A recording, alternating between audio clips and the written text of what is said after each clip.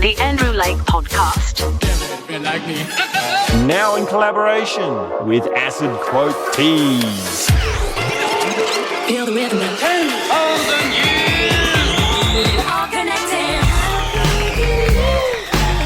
Dearly beloveds, we are gathered here today to witness in the eyes of God the holy matrimony between the Andrew Lake Podcast and your ears.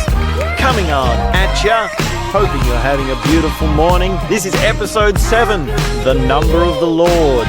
And we've got an acid quote of the day. God was on drugs when he created the giraffe. We will be resolving in this episode right here, right now, the age-old dichotomy of conservatives versus progressives, of exploring or staying hidden and cold and cozy. Shout out to Reno, Nevada. I went to Reno with Eric Dunan, my old music teacher. I actually think Eric's son, someone told me, it might have been Eric himself actually, told me that his son listens to the podcast. Shout out to Eric Dunan's son. I don't know what your name is. And what to say of Reno? Well, I guess it's a good place if you want to get divorced. That's what we hear. Or if you want to go gambling. They got some big gambling in Reno, not like they do in Australia. God was on drugs when he created the giraffe. This is, like many of the acid quote tees that we feature on this channel, one of those ones that you don't want to wear at Christmas lunch. You don't want to wear this t-shirt at Christmas lunch. Yeah, it's only going to cause problems. But of course you can get it over on the Etsy store, etsy.com/acid quote tees. God was on drugs when he created the giraffe. Okay, so imagine this. Okay, here we go. Hang on, wait a second. Here we go. This is what happened. God is going about his business, right? He's just, going about his day, creating some animals. And Gabriel comes along. He's like, hey, God, what are you doing there? You're creating some animals. And God's like, yeah, I'm creating some animals. Check this out. This one's called a dog. And Gabriel goes, oh, okay, cool, a dog. What has it got? God goes, okay, 4 legs, tail, face and head, furry, and he could be brown or he can be black. Okay, Gabriel's like, okay, cool. Okay, good, nice one. And then God goes, okay, what about this one? Cow, 4 legs, tail, head, and face. And it could be brown, it could be spotted, it can be black, furry. Gabriel's like, okay, cool. Okay, what else? And God goes, okay, this one. Horse, 4 legs, tail, face, head, could be brown or black, furry. Gabriel's like, okay, cool. Okay, but what else can you do? What else are you doing? And God goes, okay, how about this? Giraffe. What's it got? Let me guess, 4 legs. And God goes, yeah, 4 legs, tail, fur, face, neck, head, but this one, it's yellow. Gabriel's like, wait, what? Yellow? Oh, yeah. And God goes, we're going to make the neck really long. Like way long. And really long legs, so it's heaps tall. And Gabriel goes, wait, what? What are you on about? Oh, and by the way, it's got a purple tongue, says God. And it's a really long tongue. And its ears stick out way to the side. Oh, and I should have also said it's got these spotted little patterns on it. And Gabriel goes, mate, you're on drugs. What on earth are you talking about? This animal looks psychedelic. Look at the dog, look at the cow, look at the horse. Obviously, something has kicked in around about the time you started creating the giraffe. And God goes, yeah, I dropped a tab of acid and now it's kicking in. That's how I think it went down. And I mean, if you look at the giraffe, that's how it went down. And I hope I'm not upsetting the Christians. I hope the Christians can see the humor of it, right? Because this is the thing, like, Okay, let's get to the point. The truth of the matter, the absolute fact of our humanity is that every single person has a thing in them that wants to explore. You want to explore. You want to have new experiences.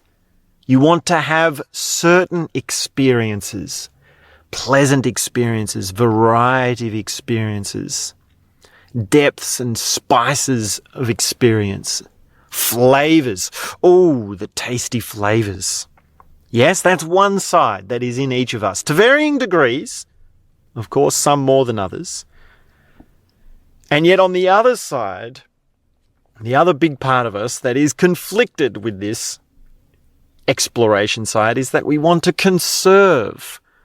We want to maintain what we have. We want safety. We want to be cozy. We want something familiar. We want something that is easy to just go through. We don't want to have to be overthinking it, over-planning it, pouring in too much energy. We want to be able to just have the thing that we have always had, same as always.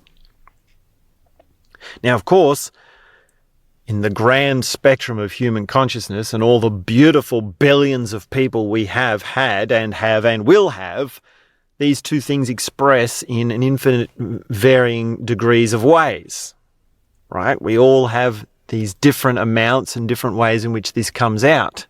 And of course, there's many other factors to the human experience. It is not just a dichotomy of psychology that is within us that is absolute and the only set of two factors. There's many other factors, right? There are biological urges and spiritual urges and motivating factors and different states and the full spectrum of it, right? But to really look at just these two things that we want to explore and we want to conserve, it's like, well, this is the life. And when I say God was on drugs when he created the giraffe, I think some of the Christians might get a bit upset because they see drugs as bad and they demonize things as bad and many experiences as bad, and they wouldn't even try them and they wouldn't even do them. Right? This dichotomy, this push between two sides of the interior within us, the interior of our consciousness, makes for a demonization of one side to the other. It makes for a conflict. It makes for parts that are fighting with each other. And when it's not parts that are within yourself, it's between people. And I remember just having so many judgments. People that just like look at me with a scorn. Like people just see me. I'm sure I have been seen as so bad at Christmas lunch and in just the people that I meet. And well, I mean, the thing is that you tend not to meet those sort of people. You tend to try and avoid those sort of people. But of course, because I'm quite open with my explorations, I do end up running into these many different types of people. And the judgments, like I could just feel the way that someone looks at me. And it's like, I know that that person is thinking that I am into some really weird, bad stuff. And in all sense, it is. Like dropping acid, it's pretty out there and it can be pretty bad. It's a very... it's not a straightforward experience. Let's just say that.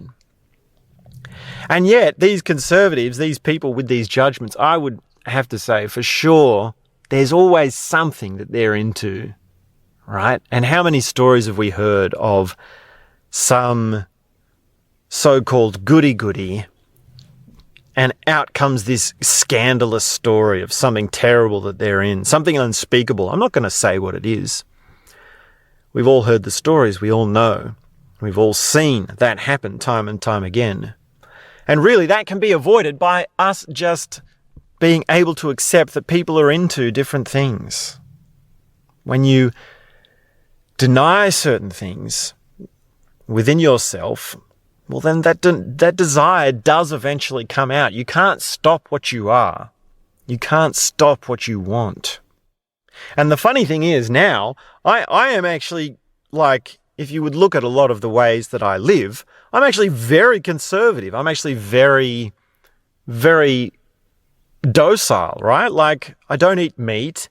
I don't smoke. I don't do drugs. I actually don't do psychedelics, even though we talk about it here on this podcast and I've had many experiences. I actually don't regularly do psychedelics or any sorts of drugs. It's been quite some years since I have.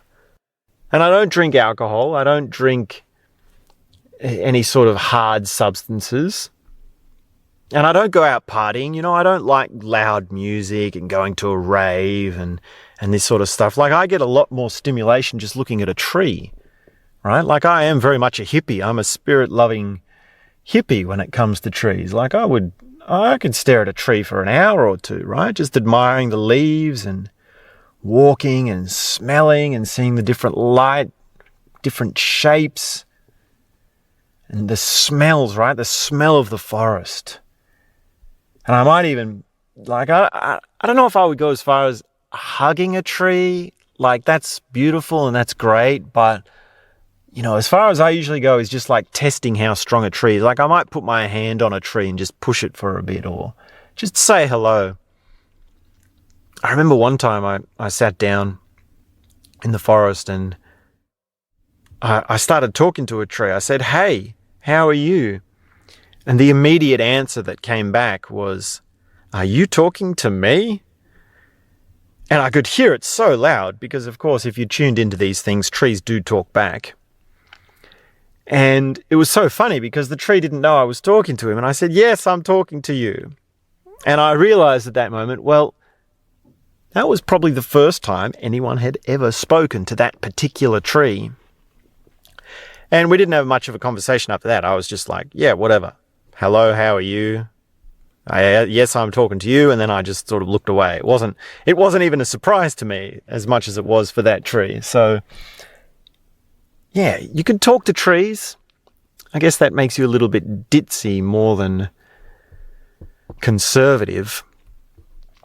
But, you know, I go to meditation retreats. I eat healthy as best I can. I read books. I try and avoid screen time as much as I can. I don't go on big adventures. I don't go to rock concerts.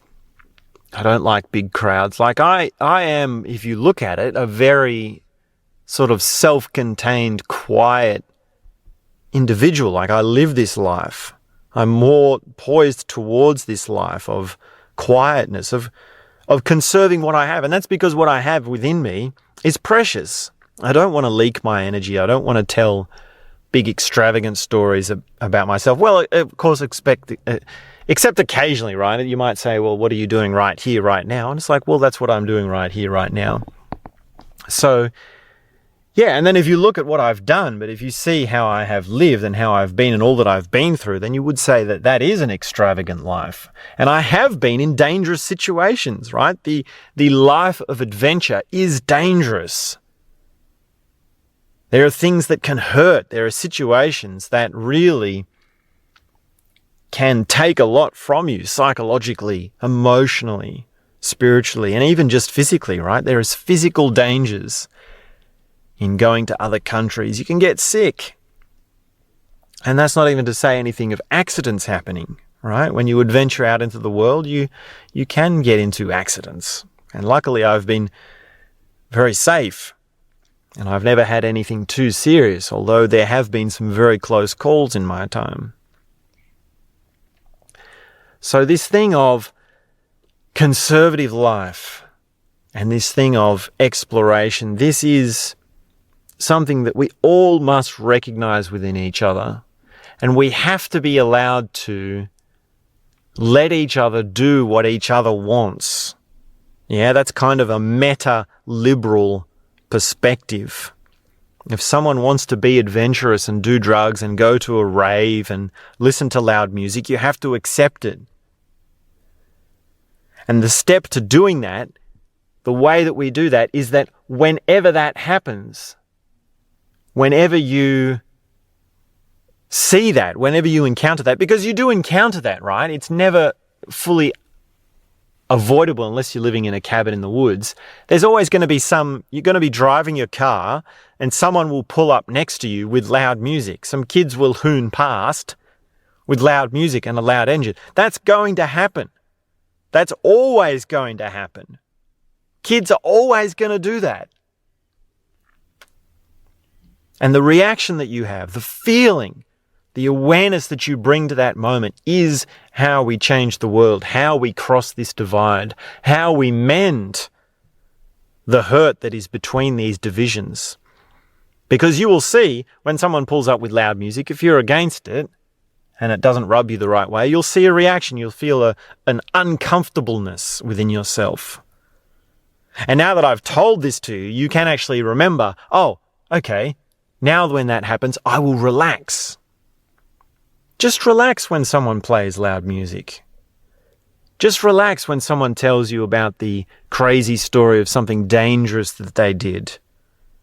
Just relax when someone tells you about what they're into, even when it's a little bit freaky, a little bit kinky. Just relax and allow it to pass. Allow yourself to say, that's them, that's their trip, that's okay, that's not my trip. This is how I am. This is what I'm doing, and this is what's right for me. And this is why self-knowledge is important. Yeah, when you know yourself, you allow others to be how they are, because you know your path and you know what's right for you. When you don't know yourself, you think that everyone should be just like you. Everyone should follow the rules that are like you, and we should put rules in place to stop these kids from doing drugs or whatever it is that they do. And of course, when you look at it, these colors of human consciousness, they do go all the way to God. Right? This is a false dichotomy that God is a goody-goody. Like, why would God create LSD if it wasn't for humans to experience? And I remember watching that documentary about Jimi Hendrix and some of the music festivals he was involved in. The documentary is called Rainbow Hill, and someone interviews a hippie and they ask the hippie, does LSD bring you closer to God? And the hippie said, well, yes, because I didn't know God existed until I took LSD. And of course, that's a cute thing, right? That's a cute trope. We've all heard that many times before. We all know that psychedelic consciousness and chemical explorations bring about these realizations. The deeper truth is, well, what do we do about it and how do we arrive at them in an everyday waking sense, right? This realization, in many senses, is just the beginning of the journey. But it just goes to show that this full spectrum of human consciousness, of psychedelic consciousness and God realization, of exploration and of conserving yourself, it's all connected and it's all part of the same fabric. And that's why I love this phrase that God was on drugs when he created the giraffe. Because, I mean, how else do you explain it? I mean, look at the giraffe. That is just typical LSD tripping balls imagery, for sure. And you can get this quote, actually. It's on a t-shirt from my merchandise store. So head on over to etsy.com/acid_tees. And if you are the child of conservative parents, please do not wear this t-shirt at Christmas lunch. Don't stir the pot. Anyways, hope you're having a beautiful day. Hope you're enjoying this grand spectrum. Stay safe. Stay weird. Stay true to yourself. Know yourself. Meditate. Qigong. Eat a healthy salad. Do something good for yourself. You know what to do. You know what's good. We'll be back very soon with more. Sending love and peace. Andrew Lake Podcast. See ya.